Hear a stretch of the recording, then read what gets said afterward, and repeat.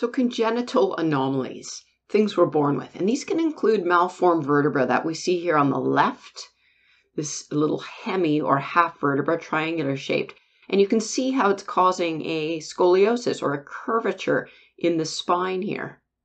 Now we can also have two vertebrae that are fused together, as we see in the fifth and sixth vertebra here on the neck.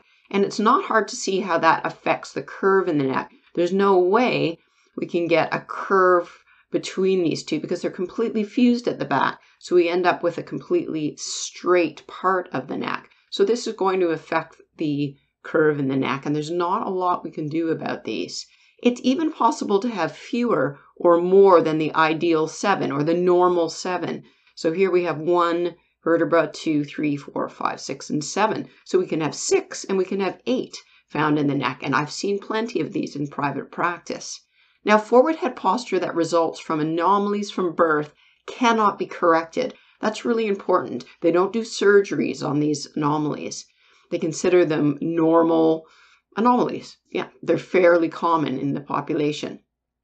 And the reason that forward head posture can't be corrected from an anomaly is because the forward position is the only way that the body can be positioned due to their irregularity, their irregular shape. And this can only be diagnosed by X-ray, and it occurs in roughly 12% of the population.